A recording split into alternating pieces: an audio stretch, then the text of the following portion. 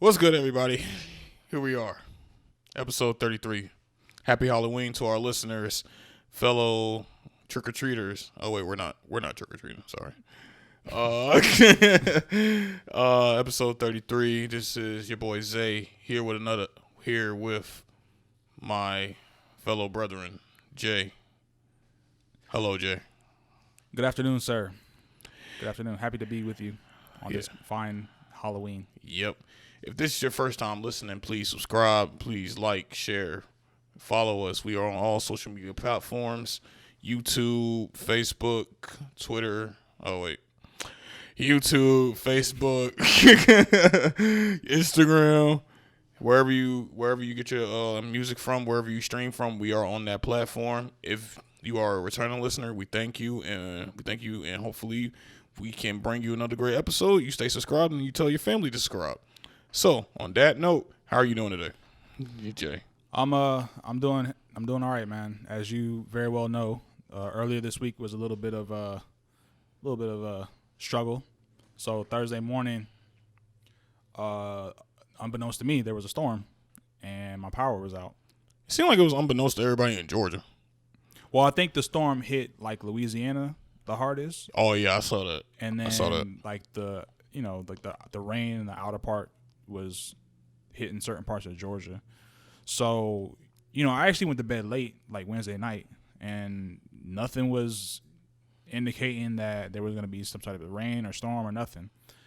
I woke up at like 5 o'clock. Power's out. So I'm getting ready to leave the house, get ready to go to work or whatever. And it looks like the apocalypse outside. So Yep. I'm like, damn, it must have been a storm. All of a sudden, I'm seeing like fire trucks, just debris all up in the streets. And before I know it, I'm going further down the street. Traffic lights are out. And this is like North Georgia area, or North Atlanta area, excuse me. Lights are out. So I'm like, damn, it must have been a storm or something. And lo and behold, yeah, some of the effects of the storm Zeta hit us. I think most people, at least in Georgia, have their power restored by now. And today is Saturday for the listeners here. My power didn't actually come back on until yesterday afternoon. So that was like a day and some change, a day and a half without power. So, yeah, I hit you up Thursday, and I was like, Yo. Yep. Yo, couch. Yo, I need a couch. Y'all got lights over there? So, but yeah, man. So it's to keep everything in perspective, definitely, like I said, I was only left with not having any power. But like I said, Louisiana did get hit pretty hard. So I know there's a lot of folks who've been not only without power, but displaced and stuff like that. So yeah. I definitely want to not, be ungrateful. But it was a tough couple of days for me. Trying to thug it out through this episode, to be honest with you. Yeah, I'm sleepy, man. I ain't gonna lie to you. Yeah. How much food did you have to throw out? I remember you was telling me about that. Not as much as I thought I would. I would say percentage wise, probably like just about half of everything in the refrigerator I ended up throwing away. I feel like that's a lot. Not really. I thought it would be worse. You expect the worst. Yeah, I thought I'd have to just dump everything. And you're a vegan, so that means all your stuff is produce. Yeah, but like the temperatures, like if in certain instances, even with the without power, like that temperature is still gonna kind of maintain for a period of time. So you have to kind of just gauge it. So of course they say if you're not sure, toss it. But like I said, man, it could have been worse.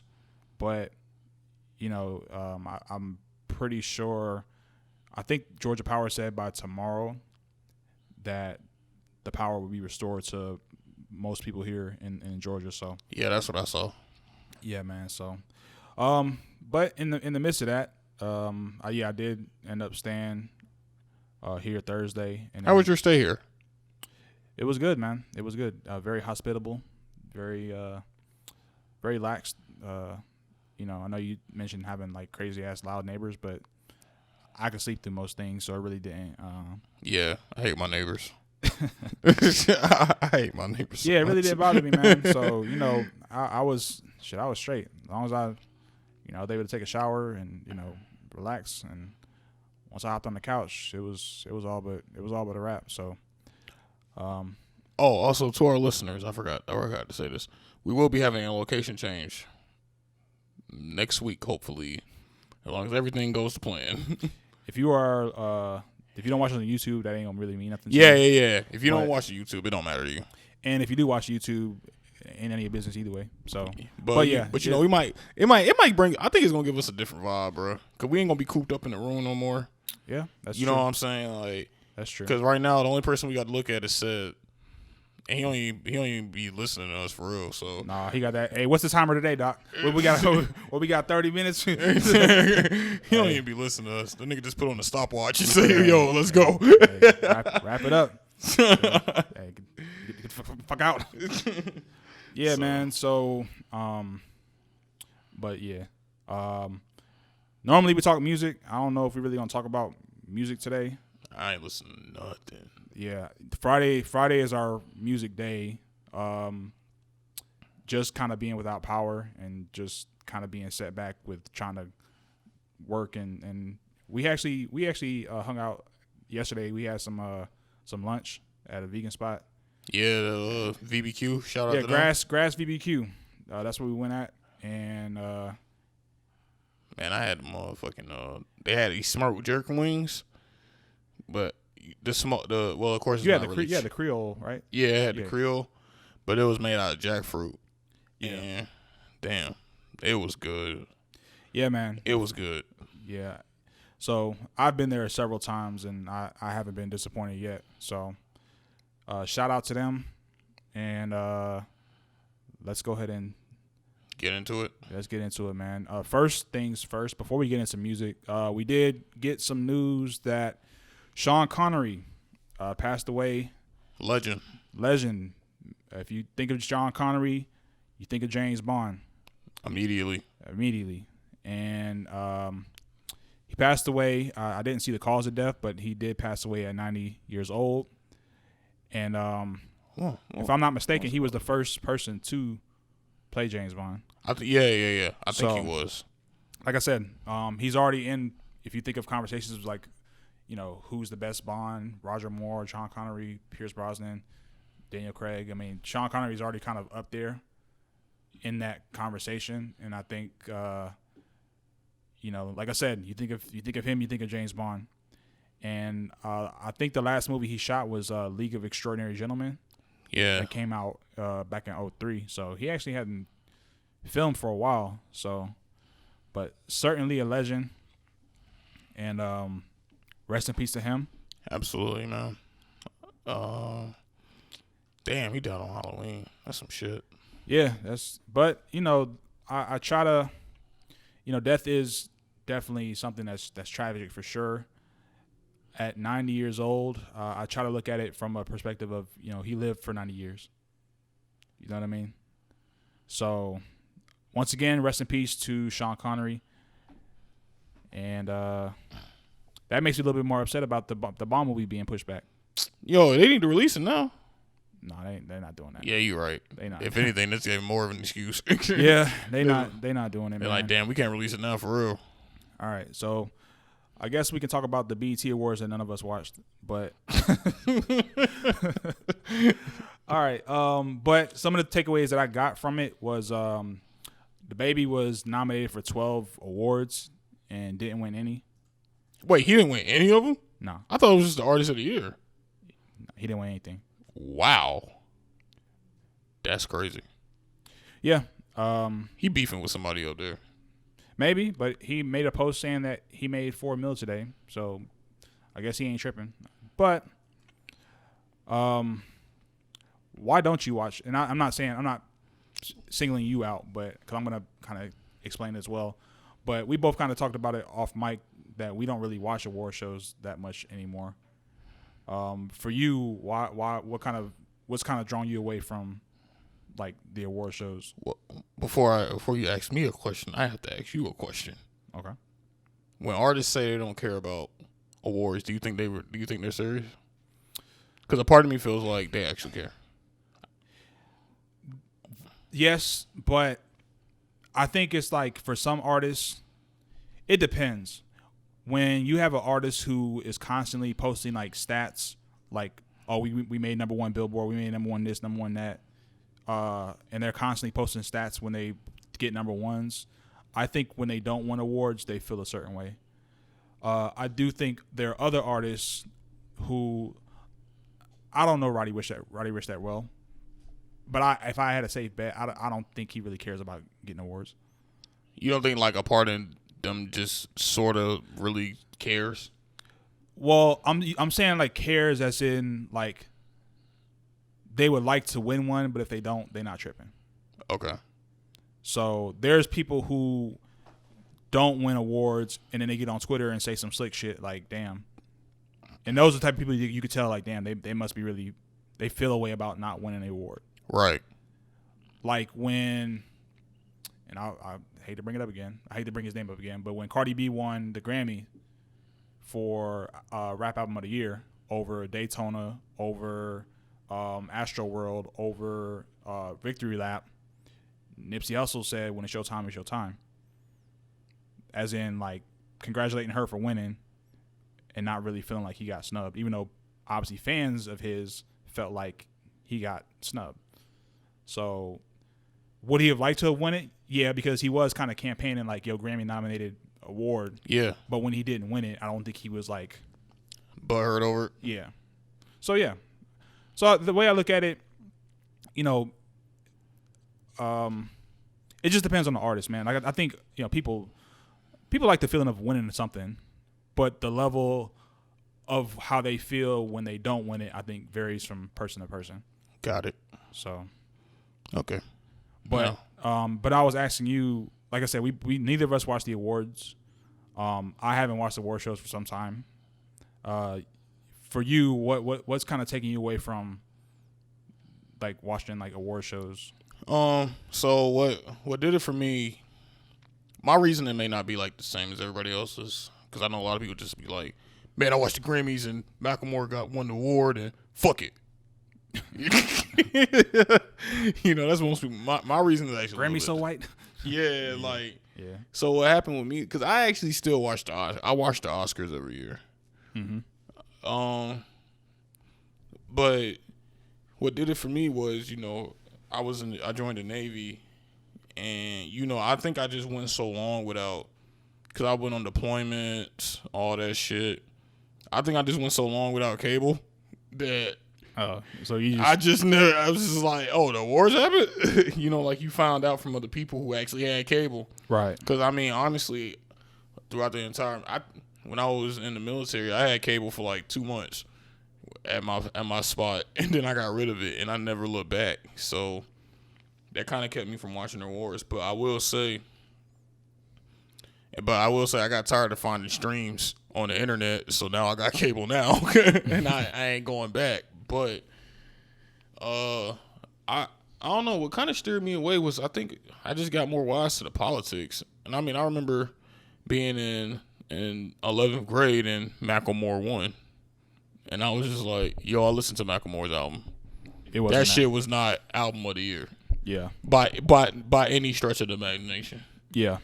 And that was me when I was trying to like actually be a Macklemore fan, and even I was just like, yo, this Same Girl shit is ass. Not Same Girl. What was it? The song about the Same Love. Yeah. Yeah, I was just like, all right, this shit cool. I get the message, but album of the year, my nigga. And I remember the video being all impactful and shit. But yeah, I don't know. I guess that's what kind of did it for me was I just I don't know. I guess without cable, I just stopped caring about it. But I always try to make sure I see the Oscars. So, cause I think the Oscars is less. The Oscars has had its moments. Don't get me wrong. Where I was sitting there like, yo, I know damn well this was not better than this. Yeah. But I think it's more tolerable with the Oscars, because the Oscars actually has tried to make corrections. You know, like this previous year, Parasite won. Movie, nobody would have guessed Parasite would have won. I saw Parasite. Parasite was a phenomenal movie. Don't get me wrong, but I would have never in a million years thought the Oscars would give it movie of the year. I have a confession about Parasite. Oh God. No. Look, it's not bad. All right. I initially thought that when they won, I thought it was like a token award. And then I watched the movie. Yeah. And I said, no, that shit won. It won. I said, no, that shit won. No, it won. That movie was phenomenal. Yeah, I was a little bit cynical or skeptical about the merit, not because it wasn't good, but because sometimes when you have situations where people are campaigning for awards after some level of like discrimination, then you know like the next year is like, okay, the token awards. Yeah. You get an award. You get an award. Hey, you black. You get an award. Hey, you other person of color. You get an award. And it's just like trinkets and shit. Yeah. So I was a little bit when I didn't see Parasite, but when they was winning shit, and I was just like, I don't know. But I watched Parasite, and me and my girl, we both watched Parasite, and I was like, oh no, that shit's official. I saw Parasite in theaters when it came out, and I was like, yo, this movie gonna make some noise. Yeah. I knew it was, but I didn't expect it to hit the level that it did. Yeah. So, yeah, but But what about you? Kind of what I was saying prior to is I feel like there's a lot of, and you mentioned it as well, politics with the awards, where it's not so much the merit of the artist or the award. It's like, if an artist is like, yo, I can't make it to the award show, they may not give the artist the award because, like, no, we want you to show up. We want you to come and accept the award and show your face and stuff like that. Or they want you to perform. It's like, oh, you're not going to perform? No, you're not getting an award. Or if they're tied to, like, a label and, you know, the label has certain ties with certain people on the Grammy committee, you know, because at the end of the day, it's almost like kind of like government where they have, like, a committee of people who choose and select these people and they nominate these people. And, of course, if you have a relationship with those people, it's like, so it becomes more of, like you said, it's a game of politics within the awards space. And I don't think that, you know, I don't necessarily think that an award defines a person's merit as a performer. You're not gonna tell me that Leonardo DiCaprio is not one of the best actors ever. Yeah, you feel what I'm saying? And yeah, he only has one Oscar, but I saw What's Eating Gilbert Grape. I saw like Catch Me If You Can. Like, I've seen Django. I've seen like just countless Wolf of Wall Street. Yeah. Like, I've seen his body at work, and that's for me. That's enough. Like, an award, you know. And even though the movie he won it for, The Revenant, it was good. Don't get me wrong, but I don't even think that was his best work. I kind of felt like that was them finally like, okay, give it to the motherfucker. This nigga got mauled by a bear. Like, all right, let's just take it. Yeah, like, all right, that's what I got to do to get it. I got to. Yeah. So, you know, at that point, that's what really kind of, and like, you know, same thing with like Denzel Washington. Like, you know, I you know, how he didn't get it from Malcolm X is beyond me, but he did get it for Training Day, and Training Day, for the record, is I've seen Training Day more than I've seen any other movie ever, and it's probably my favorite movie. Okay. Of his, so I love Training Day. Don't get me wrong, but acting wise, he was Malcolm X. Okay. He was fucking Malcolm X, bro. And there's no way you could. It's the same way if you ever saw Ray, and you knew Jamie Foxx was Ray. He smoked that. Exactly. You saw Ray, and Jamie Foxx murdered that shit. Yeah, he killed it. And had he not have won that award, you still wouldn't have told me that he didn't murder that shit. So I don't look at awards in the same light. For me, if it's music, I will maybe check in on some of the performances. If I've heard that, yo, so-and-so killed their performance, then I may look it up and watch it. Or like in the hip-hop awards, how they have like the ciphers. Mm-hmm. You know, I may look up a cipher if I heard, like, yo, they doing a Griselda cipher or like a TDE cipher. Right. I'll check in like that for the clips of it. But the award shows themselves, I feel like I'm wasting a large part of my time where I can just kind of just find the pieces that I want to watch and just watch it. So, you know, it's interesting. One thing I do find interesting about the Oscars is it's a lot of actors who you think won Oscars and never won Oscars. Yeah. I remember like when Brad Pitt won last year for Once Upon a Time in Hollywood. That was his first acting Oscar.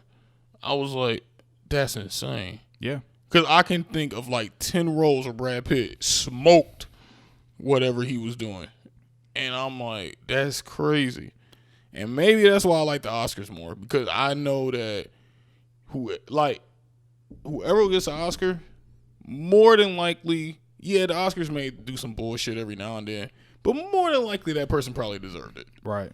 Because they don't just hand those things out. Yeah. Like that's the thing. Yeah. So like I mean, award shows, and of course it is subjective. So there are times where you say, okay, they got that one wrong. Yeah. But for the most part, like you said, they tend to get the right person. But for me, the award means something to the artist and the actor or the musician. Absolutely. But me as a fan of the person's work, it doesn't mean that much to me, I guess. Not like it did. Cause I did used to get mad that like, damn, Leo ain't won one. That used to that used to be livid. But I used to be livid. The more I just kind of got older and just understood that even like award shows are politics. Mm-hmm. So it's just like, okay, well, sometimes these dudes don't play the game. So they may be, because you have a lot of actors, they just want to act, man. And they don't want, or musicians, they just want to do music. Yeah. They don't want to play the game of like rubbing elbows with certain executives or rolling out certain things. And that rubs people the wrong way. Like I said, if you don't show up to an award show, they don't want to give you an award. Because they don't want to do that whole, so-and-so is accepting it on their behalf. They want you walking up to the stage. Giving your speech. And, let them play the music, and that's that. So, but yeah. One more question. Whatever happened to the BET Cypher? Well, they still do them. Well, they're not as big as they used to. Like, you remember like the Good Music Cyphers, the TDE Cyphers, the Shady Cyphers at the Hip Hop Awards? Now it's like they still do them, but they're not the spectacle that they used to be. Well, I mean, people used to watch the Hip Hop Awards solely for those ciphers. You gotta see where, I mean, honestly, you gotta kind of see where music has moved to now. Like, that's true. Back in the 2010, 2011, 2012. I mean, you had like Big Sean was just coming out. So you had right. So TDE was just Kendrick Lamar was just coming out. You're right. You feel what I'm saying? You're and right. Like those caliber of artists, you may have some, but you'll have maybe one good cipher. Like I don't know if they've had a Griselda cipher yet, but I'm sure one will be coming. If they haven't had one yet, I've seen them dudes freestyle everywhere, and they body that shit. And I could see a Griselda, Boldy James, Marnie Caesar cipher. You feel what I'm saying? So it's we just talked about the one recently with Mulatto and Fabio Foreign, and I'm not gonna hold you, bro. It was 10 of them niggas that was rapping, and then 2 of them was maybe fire. And yeah, it just for me, it wasn't it, man. They're song makers. Cypher is different, man. Cypher is for, I think, rappers. Not really for song makers. Mm-hmm. You know what I mean? So I can see what you're saying. So for me, that's for me. That's, you know what I mean. So I don't see it getting any better from a rap standpoint unless more rappers. And and no one really comes back to it. That's kind of a platform to kind of get you like new exposure. Like if you're not really that known, you know what I'm saying? Man, rest in peace to the cipher. Yeah, man. Damn. You just gotta watch interviews when they be on other shit. You just gotta watch Big Sean on Funk Flex or Griselda on LA Leakers or some shit like that. But all right, so that's it for music. Yeah, we ain't listening to shit. Listen, we didn't listen to anything. Yeah, it's a damn day. Busta Rhymes did come out with Extinction Level Event 2, Wrath of God. I have kind of skimmed through it, and the only thing I can really tell you is that he is still very much in rapping shape. He's rapping better than 90% of rappers? Yeah. Okay. But Good for Busta. Yeah. So if you like Busta Rhymes, check it out. Did that Kendrick Lamar verse sound new? No, it's old. It's old. I felt it was old before I even heard it, but it sounds It sounds old. It's a good song though. It's a good song. So yeah, that's it for music. All right, so we have some great news in the world of TV. It appears that the Chappelle Show is heading to Netflix. Yeah, the Chappelle Show is heading to Netflix, and I don't know. Did they put a date? What the date is. But for those of you who may be under a rock, back in 2003, comedian Dave Chappelle came out with the show, Chappelle Show on Comedy Central. It had 2 amazing seasons and a third so-so season right around the time he was getting ready to dip out. But yeah, so it will be on Netflix. I don't have a date here. It says, no date. No date, but it is coming to Netflix. I'm pretty sure you're a Chappelle fan. Yes. Yes.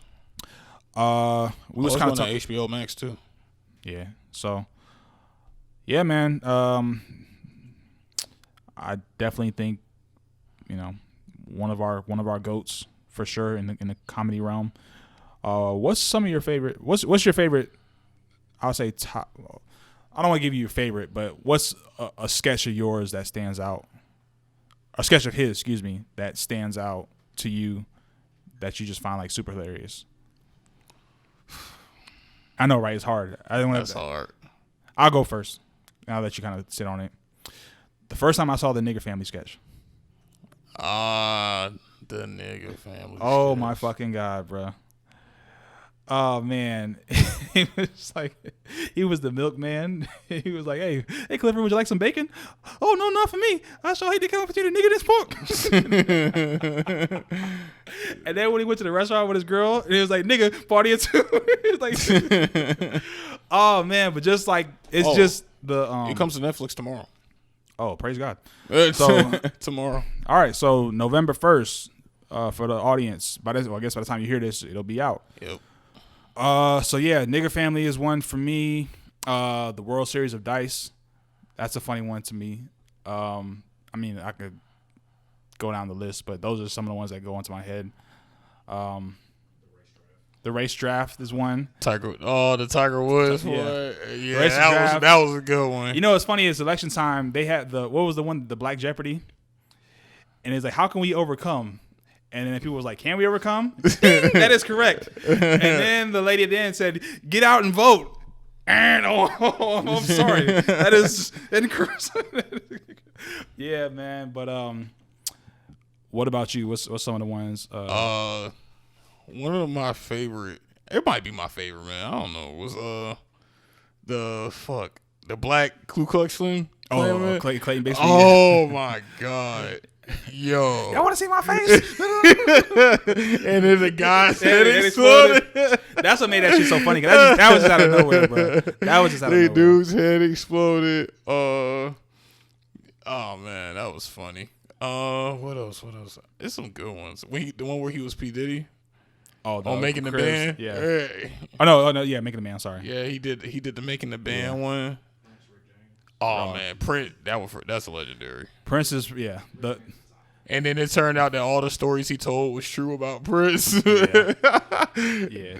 That was crazy. Hey, that motherfucker good ball, man. They were like, yeah, he and then he made him pancakes in the morning. Yeah.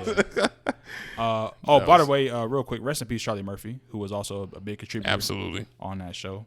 Absolutely.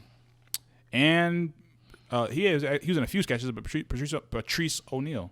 He was in the Player Haters Ball sketch. Yeah, I forgot to play. Was that the one where they like traveled in time? That was one. That was the second one. Okay. The first one, it was a Player Haters Ball. So it was like an award show, and it was Jones on each other, and then they had the one clip where they kind of all broke, where they had like the picture of Rosie O'Donnell, and he was like, she wears underwear with dick holes in them, and they all just started breaking out laughing and shit. The Wayne Brady What sketch. happened to Rosie O'Donnell? Anyway, whatever. Who cares? Okay. Remember when she came out and people was like, duh.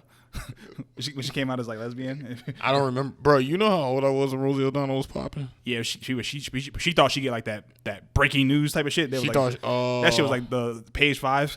Rosie O'Donnell comes out. Surprise! Like, oh, you don't say, hey man, so what you said you gonna eat for dinner? Yeah, they moved that shit along quick. Has there ever been a celebrity that came out people were surprised about? I'm sure. There has to be one, probably. But the Wayne Brady sketch. Yeah, I think he put Wayne Brady back on the map with that one. That to me was really like that kind of showed the greatness because he could have easily been like the front man of that sketch. Yeah, but he really let Wayne Brady shine on that shit. He let him control the whole episode. So I make Brian Gumble look like Malcolm X, huh, motherfucker? That shit was funny, bro. Oh man, but yeah, we're not gonna go on and on. We could go on for days about this shit, but I am very much excited. That's gonna be lit, man. Yeah, so yeah, Dave Chappelle show, HBO Max, Netflix. Did you ever watch? Did you ever watch Key and Peele? Dave Chappelle Light. I watched. I know their sketches are really popular on YouTube, but I never like watched. It's crazy. I don't think I've ever watched the episode. It took me a while to kind of warm up to some of their stuff. I just saw them as like a great value Chappelle show when they first came out. Mm-hmm. And over time, some of their sketches are really funny. I'm not gonna hold you. They have like what? They have one sketch, and it's kind of funny because it actually deals with like how people misinterpret text messages. So this dude was texting his friend about hitting him up or about hanging out with him, but the friend was texting just like as a matter of fact. He's like, "Yeah, man." He's like, "Hey, man, you want to hang out Saturday?" He's like, "Yeah, whatever." He was like, "Whatever." Oh, this motherfucker. And the dude was like just saying like almost like just some regular shit. And he thinking he being aggressive. He's like, "Oh, you want to go?" He's like, "Hell yeah, I want to go. What's up?" so he gets to the bar thinking the dude wants to fight him. So he has like this. He has this barbed wire bat, and then the dude's like, "Oh man, you remember my Jackie Robinson horror collection and shit like that." It was a funny sketch about just like how people misinterpret text messages and shit like that. Let's see. I like the Obama sketch where like he's like the black people, he's like dapping them up and shit like that. And, like the white people, he's just like giving like just a basic handshake. Nice to meet you. Nice to meet you. Yo, what's up, man? What's up, family? And then he gets Jordan Peele's playing Barack, and he gets to Key's character, and like his Secret Service dude is like 1/8 black. Like, oh, afternoon. He daps 1/8 black. That's a pretty funny one. Because people have used that for like memes. I've seen like a meme of that where they talk about like good and bad anime shows. Mm-hmm. It's like the bad anime shows, he's like, "Oh, nice to meet you, nice to meet you." And like the good ones, he's like, "Oh, bring it in," and shit like that. But yeah, it's a pretty decent show. I'm not gonna. I mean, it ain't Chappelle, but that's a tough order for anyone. Most comedians. But hell, Jordan Peele's doing his thing though outside the show. Oh, that nigga make money. Yeah, he been doing his thing. So, well, I'm gonna check it out. I'm probably gonna rewatch it. Oh yeah. Well, everybody's going. Who isn't gonna rewatch that? That's going number one. People who are triggered by certain. I wonder how it's crazy. I do wonder how people who didn't watch that are gonna react to it now. I'm curious. Imagine trying to cancel a show that was out like 20 years ago almost. Yeah. That's gonna be interesting to see how people react to that, and because it's gonna trend on Twitter, and people will be like, "I can't believe he got away with this." All that, the social justice warriors, all that, they coming out. So it's, blame black men. Yeah, that's gonna be a good one though. I can't wait. Yeah. So today being Halloween, I plan on wearing one of those masks to do the episode, but I was gonna wear a ski mask. I sound like shit, so I had to take it off. I was gonna wear a ski mask, but then I realized I didn't feel like it. Yeah, man. It just, it is what it is. So, I know we've sometime in our lifetime we've trick or treated before. What is like the worst thing you saw, like whether it be in a bowl or somebody handed out to you, when you were trick or treating? Or like the most disrespectful thing, like the most disrespectful thing. This lady was handing out toothpaste. I don't think that ever happened to me. I was like, lady, how were you? What were you dressed as? I don't even remember, bro. It was probably something basic, but yeah, the lady was passing out like little travel size toothpaste. I'm like, I don't give a fuck about no cavities. I'm 8. Go away. Like, shit. Where the Skittles at? Fuck out of here with that bullshit, man. I should egg your house. But yeah, that was disrespectful. How'd you feel about like the doors with like the no candy sign? Would you? Man, I knew kids who like they would see that and they would rip the shit down. Like just rip it down. We're gonna ruin your night. No. No candy. Open this door. Nah. Shit. Fuck you mean no candy? Yeah, you don't be a party pooper. Anything? I don't know, man. Look, if I had a house, I'm giving out candy. Our camera guy said he don't give out candy because he don't care. But I feel like it's just right. At the very least, I would leave a bowl out. Yeah, I'd leave like a little bowl out. You know I'll do something. So I don't know. I used to when I was with my parents, I used to hand out candy. I don't know. I kind of enjoyed it. It was cool. You felt out, but it gotta be like a community neighborhood. I ain't about to do it if my house is one of them houses off the street and shit. Yeah. If my house off the street, off of Main Street or something, bro, don't walk into my house. Yeah, thank you. No, don't do it. But if we in a neighborhood and the community giving out candy, I mean, it ain't. How long you really gotta give out candy for? Like what? 2 hours? 3 hours maybe? Especially now, like when parents are like so super cautious about like being out super late, and then they gotta. A lot of times now they have to like inspect the candy and stuff like that, and so it's like I'm sure kids are probably in the house probably like 8 o'clock. Yeah, like you really ain't handing out candy that long no more. So I've been hearing like I've heard like a lot of like horror stories about like I found this in the candy and it could be like some sort of like either a drug or some sort of like object like some sort of like a rock or something like that. Yeah, people be fucking with candy trying to like just. People are crazy. It's some wild, yeah, man. So it's almost like there's it's a lot more cautious now, man. I think than it was like when we were trick or treating. Yeah, my parents didn't monitor shit. Yeah, so it's like where you went. Yeah, for yeah, exactly. So now it's just a lot different. Parents are a lot more. Hell, you have parents who they may just have something in their neighborhood where it's like, the parents may get together. We the ones giving the candy out, so we kind of know where it's coming from, type of thing. So yeah, it's just a lot different. But don't bring no toothpaste, man. You should be taken off the streets. I don't know what's the most disrespectful. I don't think I ever got anything that bad. It made me be like, yo, fuck you. Yeah, the people who were like against everything, like anything that was considered demonic, so they got like candy canes and stuff like that, and like. Oh yeah, I have seen that. Though. You will have the Lord's candy, boy. What's the worst Halloween costume you ever had? I was a ghost, but I used like a pillowcase. Hey man, you used a pillow, like not the blanket, but a pillowcase. Yep. I cut the sides out for the. How far did that go down your body?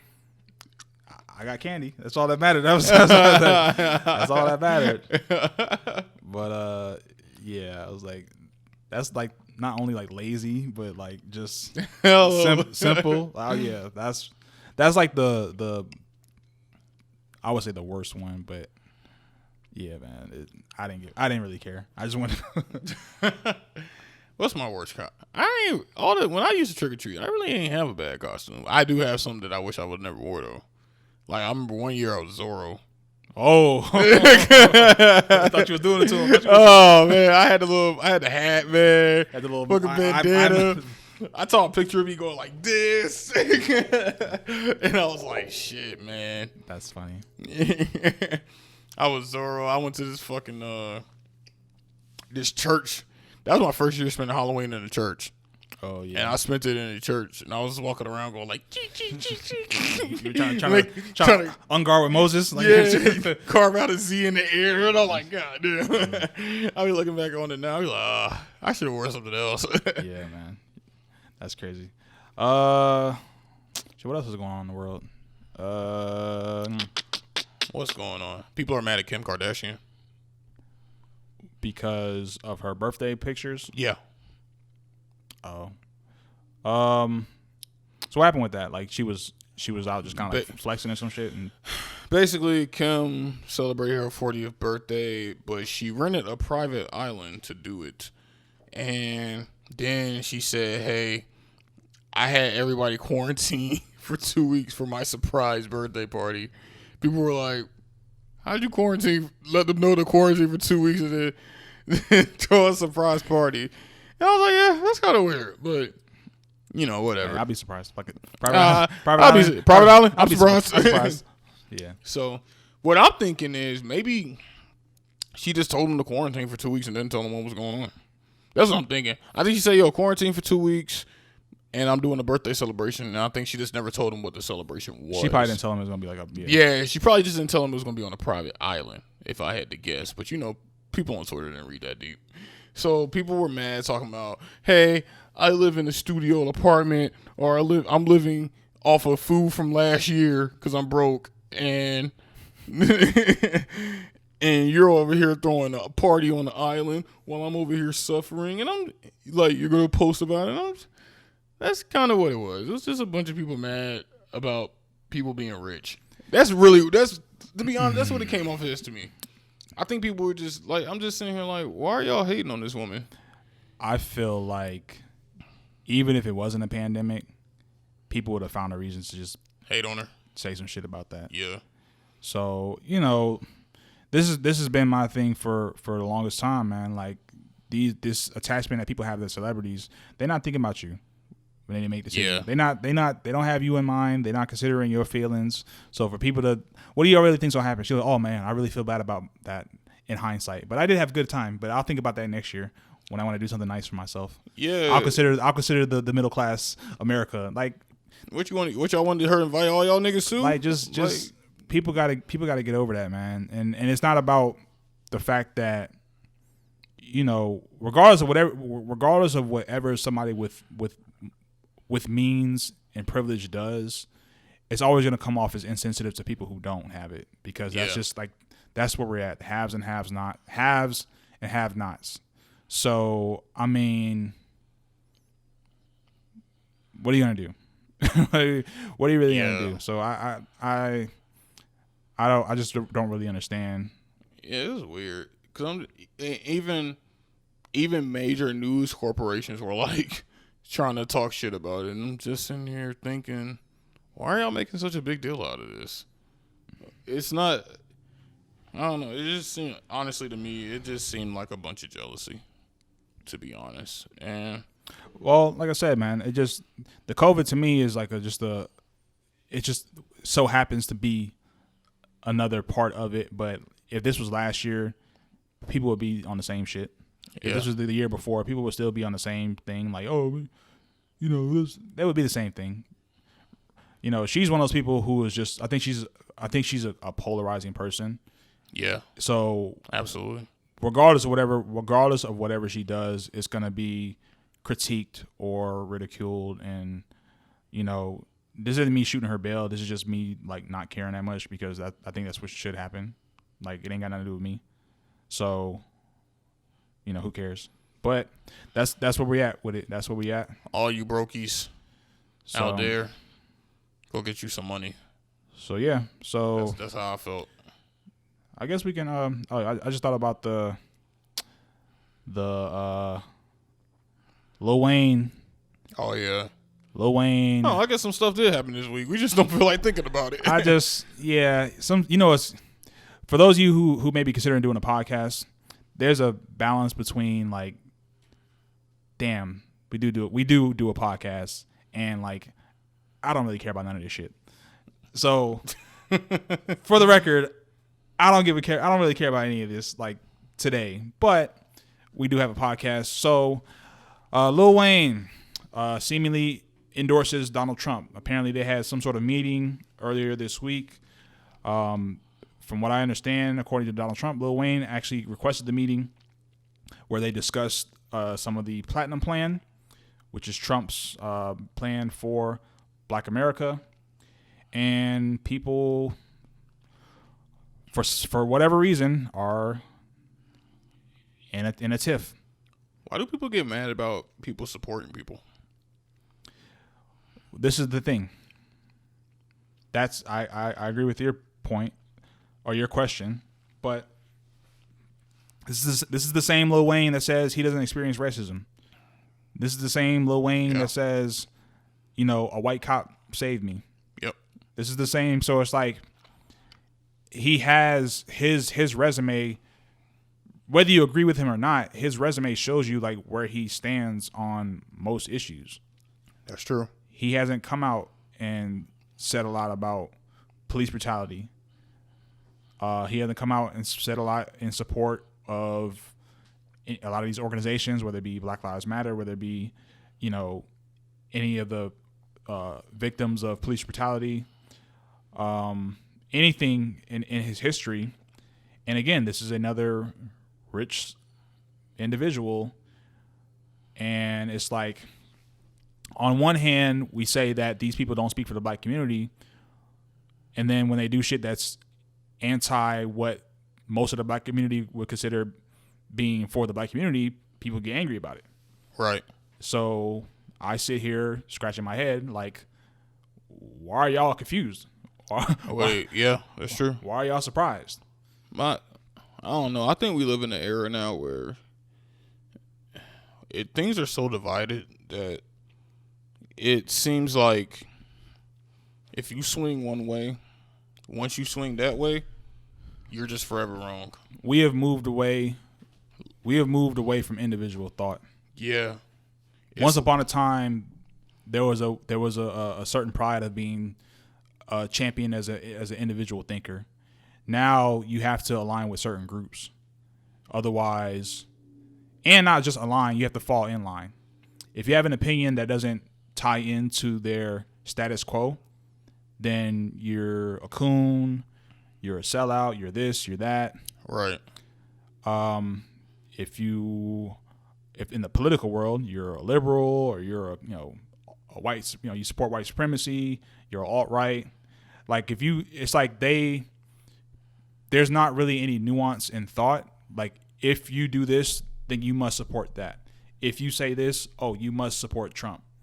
Like if you don't condemn something, that means you support it. And it's just like, for me, this is like just a large problem with our society now, is especially in the black community, where we swear up and down that we're not a monolith, but we don't really leave room for diverse opinions. Yeah. Most people, it's like people who follow certain people on Twitter or YouTube, or people normally tend to follow people who they believe agree with their ideologies, but they wouldn't dare click maybe Rush Limbaugh. I'm not saying I don't like Rush Limbaugh, don't get me wrong, but I don't close myself off to what he has to say, because for all you know, he may say something that makes you feel a certain way or make you feel differently about anything. And I think, closing yourself off to diverse opinions is a bad way to live life, because that means that you're just not used to like people going against you, and you're going to have people who go against you. And we know situations come up, how are you really going to handle it? The truth the truth of the matter is, if people say certain things like, if you support certain, rhetoric from an individual, then that means you align with their policies, or you align with their ideologies. Therefore, I can't tie into you. The reality is you're gonna kind of be on an island, because there are a lot of people who they know how to pander, and they know how to appear to be allies. I mean, look at what we had going on with all these protests. There's a bunch of white people just tearing shit up in the name of Black Lives Matter. Yeah. Do they really care? Or do they just like the idea of being able to tear some shit up? Yeah. But people let that cook because they allegedly were allies and, you know, we need allies, we need this, we need that. And not even understanding how your movement is being hijacked and being perverted into something that it's not. Now you have people who are the face of your movement because that's what the media does. And then you have to try to put those fires out. We have to look at a girl about to put a brick through Starbucks, and you got black people talking about, wait, what are you doing? That's not what we about. That's not what we out here doing. Like, yeah. What are you doing? Like, you're fucking up the movement. Yeah. So, you know, this is what happens when you don't really analyze things more practically. People get they get so emotionally charged about things, and they don't sit back and analyze and see the game for what it is. And it's not about, like, I think one word I hear a lot is grifters, basically meaning like you play both sides.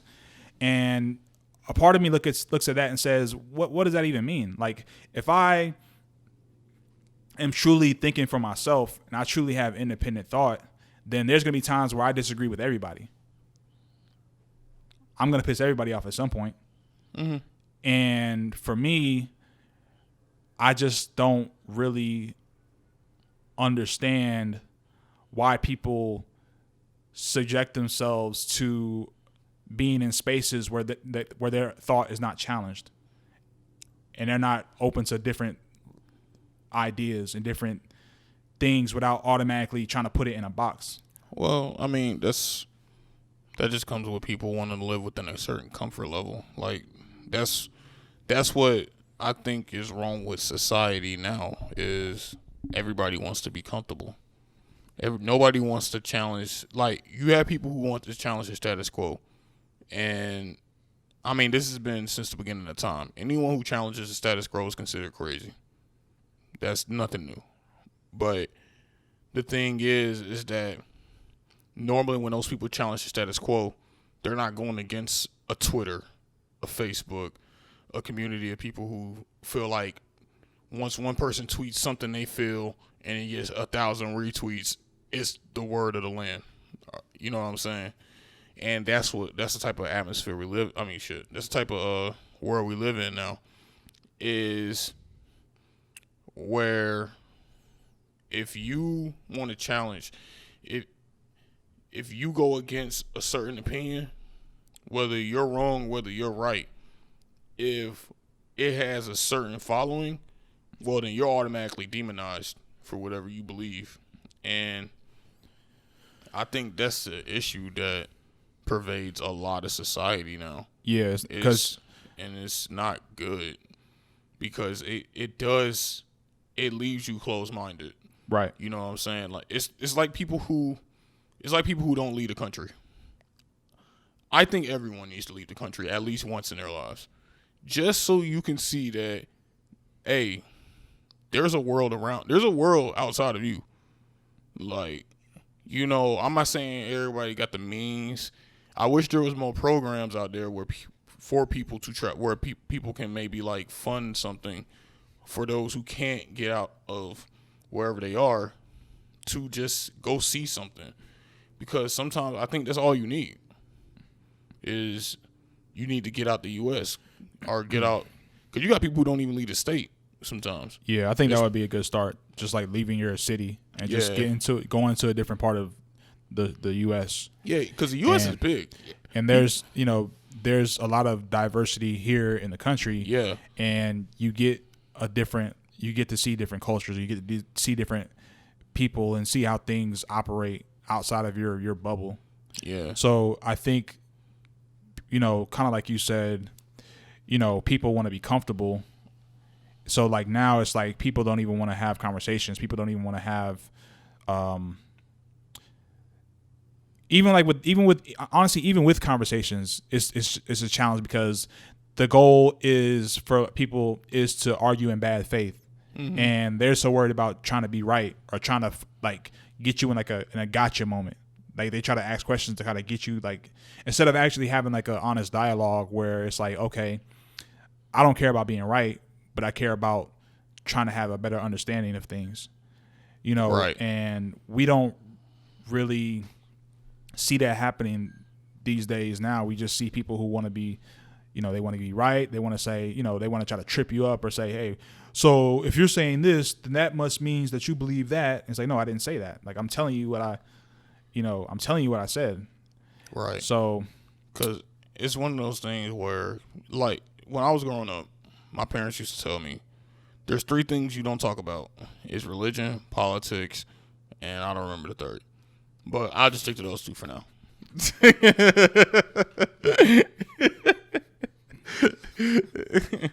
But you must have listened because you don't remember it. You ain't even talking about it. You don't.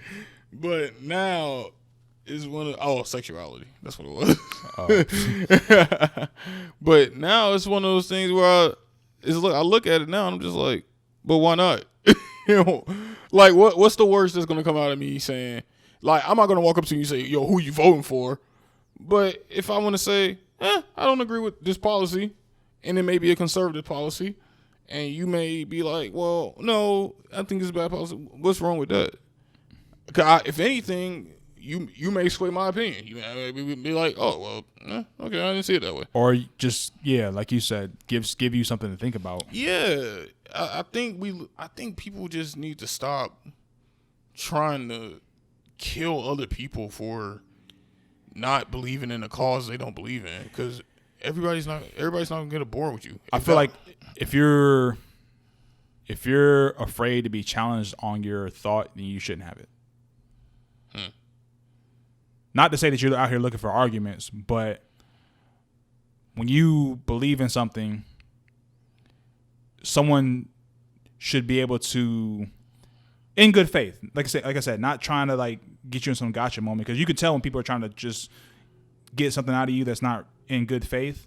Then don't entertain that. But if you're having an honest conversation with someone who has a different perspective, and their perspective is challenging your perspective, again, from a good faith base, then you should be able to stand on what you're saying and not feel, quote unquote, attacked. Right. So that's, kind of where I'm at with it. Yeah. I don't know. I don't even think it's that tricky of a subject, so I ain't gonna say it's tricky. I think the times we live in is just makes it more complicated than what it really is. Society has gone into a world of coddling people. That's basically what's happened. They've moved away from trying to evolve through challenging people and just trying to give everyone a gold star for trying. Yeah. So as long as there's that, there's entitlement. People feel that they should have things just because, instead of, trying to pursue certain things through, working hard, through, asking questions, through again, having difficult discussions sometimes. Mm-hmm. And people just think that they deserve things. Like I hear, I kind of went on a rant the other day, but when I hear words like deserve and fair, and I'm like what is fair? Like what is like? And I'll just use this example, and we'll move on to the Falcons winning yesterday, because that was a good thing, or Thursday, because that was a good day for you. I know that was a. Hey, you watched that? You watched it on the couch. You was going through it. He was going through it, but they pulled it out. Congratulations to the Falcons. What are they? 2-6. 2-6. Well, yeah, 10-6 get you in, or get you on the bubble. Yeah, it gets you in the wild card. I think. 10-6 gets you in the bubble. What the fuck was I saying? Go vote. All right. Nah, man. Damn. Fuck, I forgot what you were saying. Well, it must not have been that important. No, it was important. Essentially, you bring up the Falcons. I'm like, oh shit. Well, no, essentially, because I want to kind of lighten the mood a little bit. We kind of going in a dark direction. Yeah. Or in a somber direction. But basically, you know, when people think about fair and deserve and stuff like that, you know, it's more to it than that. It's more to it than just that. If we all want equality of opportunity, which I agree with, we should have the right to have a fair shot at certain things. But once we all have that fair shot, it is then a level of competition and merit and working hard. It would be like when people apply for a job. A person with a beefed up resume and a certain level of accomplishments are probably going to be more, you know, suited for that, or more qualified on some levels for that job, through that body of work. Now, right. You know, in certain spaces, we and this is the things that we are talking about that are unfair when someone with less qualifications, you know, is given certain opportunities that someone with more qualifications isn't. But I'm only talking about the idea that, you know, when you're working for something, you have to make sure that your skills are up to par, and certain things are. That's why sports is kind of great, because with sports there is a level of like, the best person gets the position. Mm-hmm. You know, there's no like, everyone like they don't give the quarterback, you get 10 throws, you get 10 throws, you get 10 throws. Like the best person for the position gets the starting job. Right. You feel what I'm saying? And that is kind of how the real world should work. Now, yes, it is imperfect, and those are the things that we should be trying to, fix and correct as far as opportunities. But just because we dismantle those barriers that make it unfair doesn't mean you have to stop working towards working for things, and it doesn't mean that you automatically are gifted things and you deserve things. Mm-hmm. You still have to have a level of, I need to make sure that my skills are the best. I need to make sure that I'm working my hardest, so that way when the opportunity presents itself, I am prepared. Right. As opposed to I exist, therefore I deserve. Mm-hmm. So Falcons 2-6. Woo-hoo. All right. Week 8. Real quick, what are some of your biggest takeaways from the season so far? Biggest standouts, I guess you would say. It's a lot of teams with good winning records. That's one. Like, some of these records, it's a lot of. Is anybody still undefeated yet? Still undefeated? No. Okay. Yeah, the Steelers. Steelers are still. Oh, they are. They went against. They beat the Titans. That was the undefeated game, and they beat the Titans. Yeah, it's a lot of teams this year who are. I don't know whether it's the lack of fans, so now they gotta like focus or something. I'm not too sure. Well, it's been fans in the stadium, so. But it's I don't know, man. It's a lot of good teams this year. I think the playoffs are gonna be lit. That's what I'm getting. But I also think a lot of head coaches are getting exposed, like Adam Gase. Yeah, you're starting to. One thing I will say is this season is that you're really starting to see like how bad some of these coaches really are, for real. Because the teams that are doing bad are doing terrible. Mm-hmm. There's no like in between this year. That's the one thing I can't take away. There's no in between. If your team is bad, you're doing bad. If you're doing good, you're doing great. And I don't know if that's good or bad, to be honest. That's my biggest take. It's not as much drama this year either. No, not as much drama. There are some teams that are quietly killing. Yeah, like the Bears. The Bears. The Colts are 4-2 with Phillip Rivers over there. The Bills are 5-2. Even though the Bills have been kind of making noise for the past year or so. Let's see. Quiet teams. Yeah, man. But I think that the Buccaneers kind of started a little rocky, but they've been cooking, and AB is supposed to be available next week, week 9. So that's going to be interesting for them. I'm kind of hurting for Cam, man. I really thought he'd be doing better. I thought Cam was gonna come out here this season and kill. He was doing well, and then of course he contracted COVID, so they shelved him for a couple weeks, and then last week he played terrible. Yeah, I almost texted you about that, but I didn't want to put that in the air. But I was just like, man, I thought Bill Belichick was gonna take Cam and turn him into something else, but he just don't seem like himself, man. I don't know what it is. He just,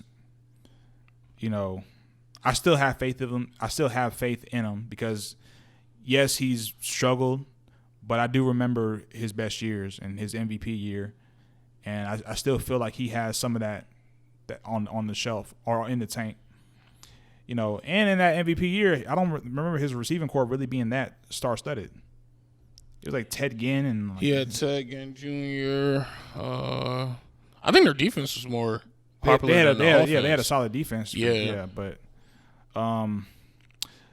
so yeah, man, that's kind of hurting a little bit.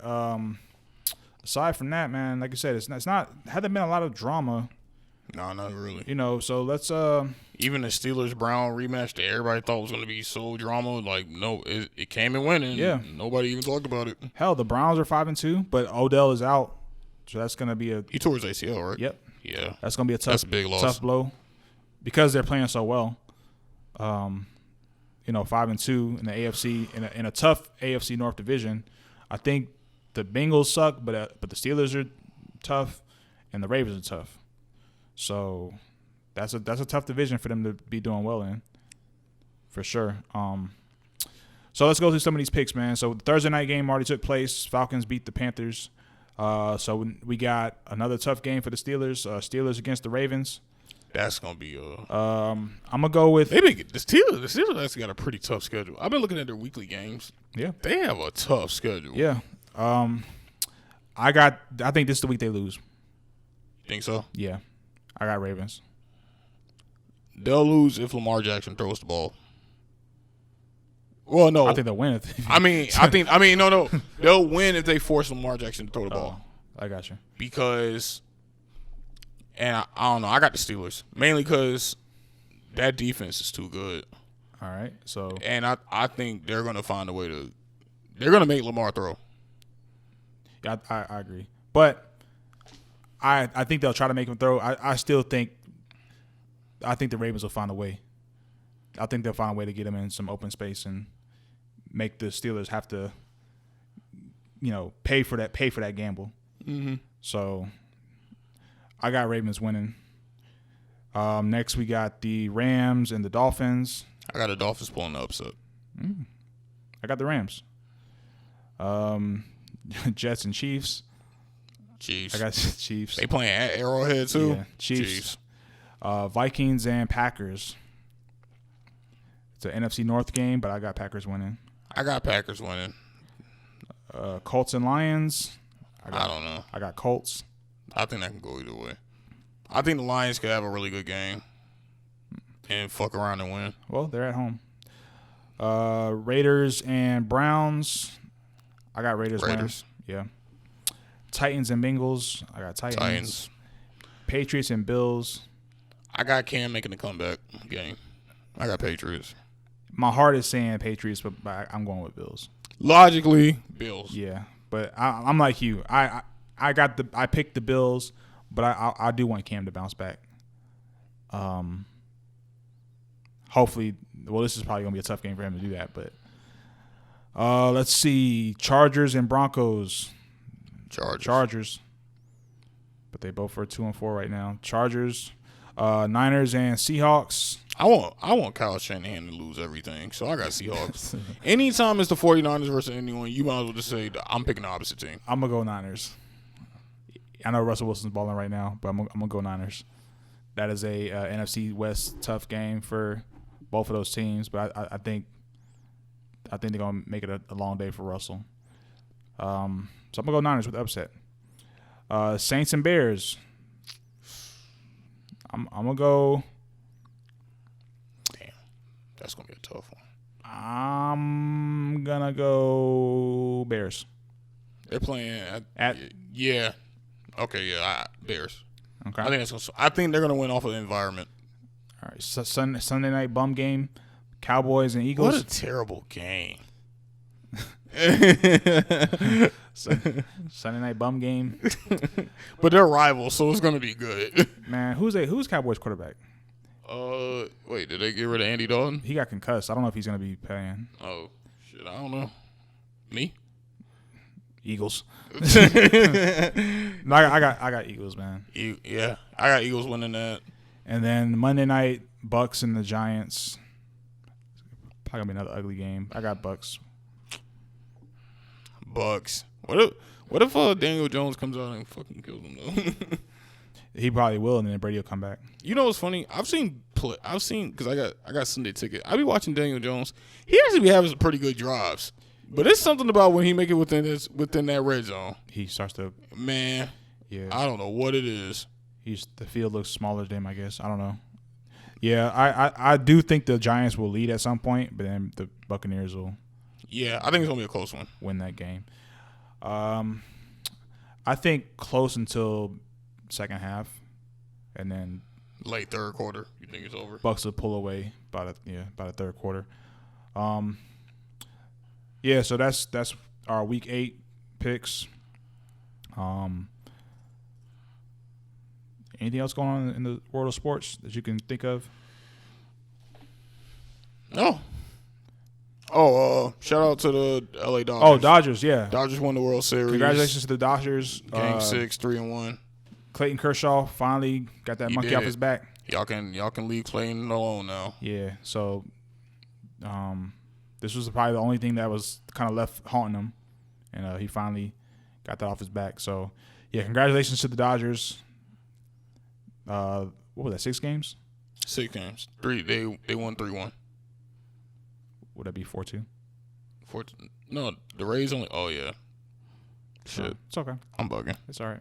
I'm sleepy. I get it. I understand. You're right. I understand it. But yeah, congratulations. Congratulations to the Dodgers. So LA has been the champions of their respective sports this year so far. The Lakers and the Dodgers. Rams and Chargers, y'all are on the clock, but don't see it happening. Well, what's the worst Halloween candy you ever got? What's your 3 worst Halloween candies? Well, never been a fan of candy corns. I have to actually think about some of the candies, but I don't think I have a 3, but all right, 2 will work. Candy corns, honestly, candy corn, black licorice. There's this also like this. It's kind of like it's chewy, almost like an hour later, but it's like kind of like I don't want to say butterscotchy, but it's like a pumpkin type of nasty shit. But it's like one of them old grandma candies. Yeah, in that vein, yeah. So, yeah, man. I to be honest with you, man, I'm certain candy, like certain chewy candy, if it's not like a fruit flavor stuff, except for like Tootsie Rolls. But if it's not like fruit flavor stuff, then I really don't rock with it too well. What about you? Almond Joys. Double Bubbles. Oh, you don't fuck with the Double Bubbles? Go chew. When's the last time you chewed Double Bubble? That's the joy of it. You gotta struggle to chew it. That's how you know that that's what keeps you from like going through like 6 of them. I used to love I used to think Double Bubble was this shit. Then I put a piece in my mouth. Maybe I want to say it was like 2 years ago. And I chewed it, and I'm like, God, like. Yeah, but that's supposed to keep you from like going ham. You have one. All right. And then it lost flavor within like 10 minutes. And then you try to blow a bubble with it, it didn't work. Shit all weak. Weak ass gum. Yeah. Yeah, I've never liked Almond Joys, man. Almond Joy is disgusting. I don't care what nobody says. Almond Joy is one of the worst candies ever. Yeah. Almond Joys. What else? What else is terrible? What's some of the overhyped candy? Tootsie Rolls. Oh yeah, we talked about that. Tootsie Rolls are bad, man. What's the best costume? Maybe not that you haven't worn, but the best costume you've seen in person. Can we do cosplay? Does that count? No, it has to be Halloween. Did you ever see that meme? Wait, did that have to be in person? That you physically saw? That I physically saw in person. Best costume I physically saw in person. Huh.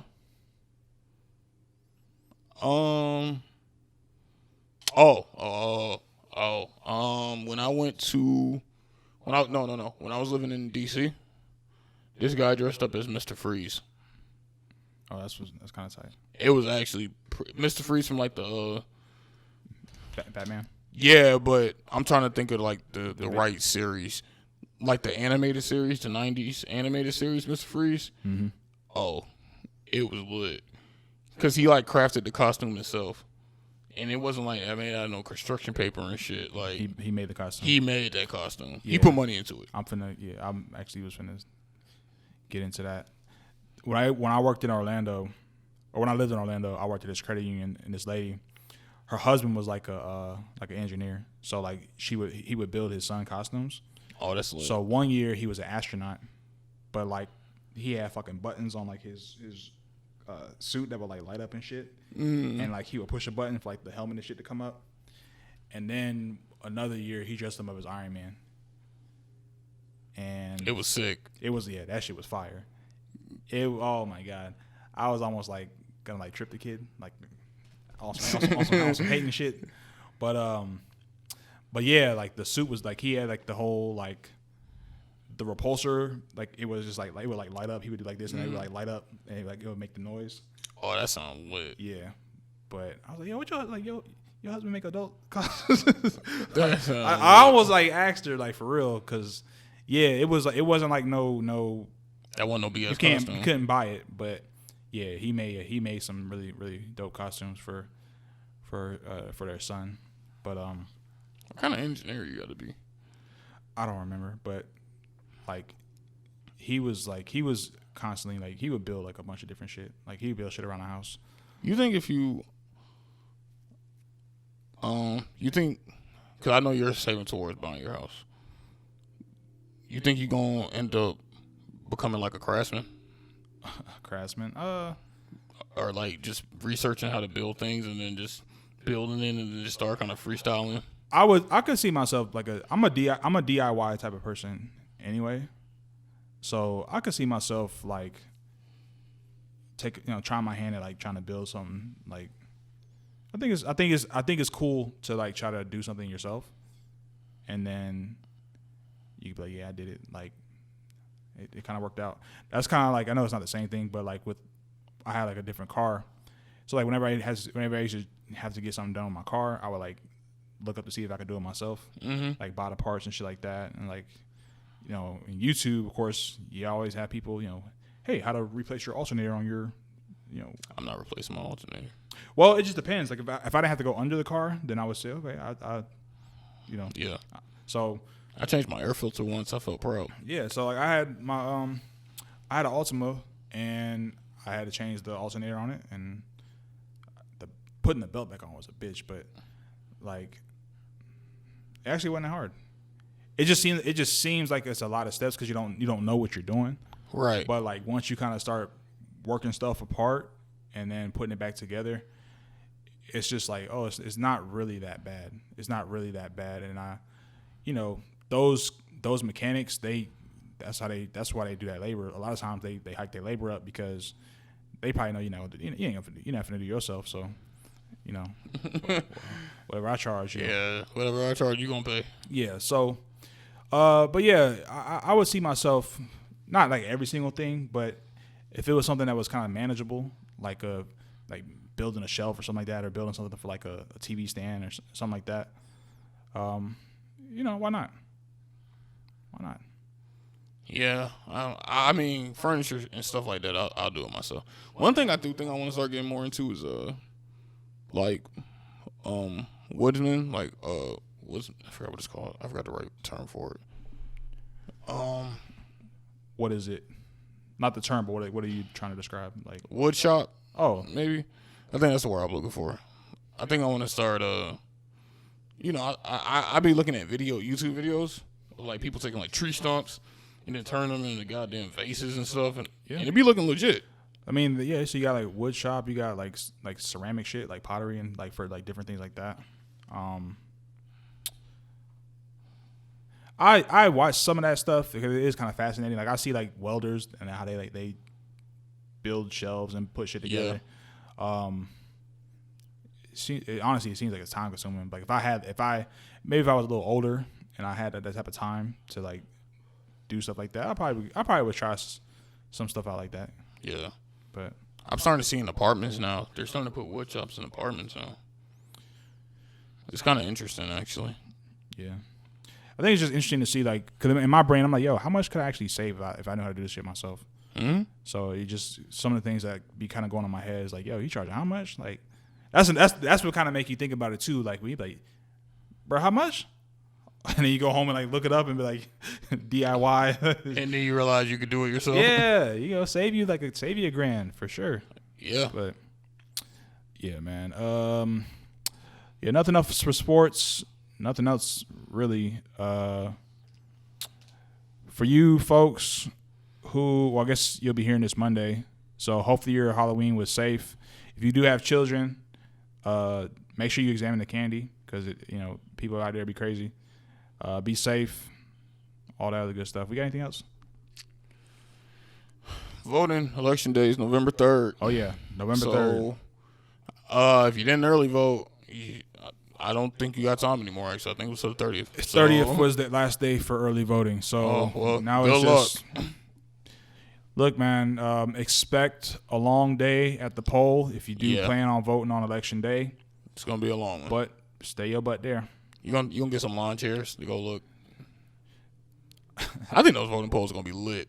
It just depends on the don't let it be raining too. That'd be another like. Oh yeah, I think it's gonna be interesting. Like it's gonna be lit though for sure. The news cycle. Oh man, all day that news cycle is gonna be crazy. Well, I feel like last year people got sucked into the whole poll thing, and none of that shit was like true. Like Hillary's ahead by people's like, oh yeah, she's gonna win, and all of a sudden. Well, she did win the popular. No, but I'm saying, I know what you're saying, but like, at the end of the day, I feel like if you should have really took advantage of the early opportunity, because everything I've heard is like, with the exception of the very first day of early voting, everything I've heard, even myself, I was out in like 10 minutes. Mm-hmm. It's been like short lines. Yeah, I was in and you out. So I was in line for maybe 7 minutes. Yeah. Early voting, maybe. So yeah. So if you do plan on sticking around in those lines, like I said, just stay there. They're gonna try to do everything in their power to, make you want to get back in your car and go home, but don't do it before you cast your vote. So please cast your ballots. All right. We don't care who you vote for. Just exercise it right, please. What we got? That's it. Yeah, that's what it looks like. All right. Short podcast from last week, but we gave y'all 2 hours last week, so get over it. Y'all be all right. Check out the Chappelle show if you got Netflix, because it'll be on there, so you can enjoy tomorrow. That. And this is going to wrap up today's episode. And if you check out the description, you'll see the timestamps. I think there'll probably be like 4 timestamps. But you'll see the timestamps for the topics in the description, as well as the link to connect with us on our social media platforms. And I am Jay.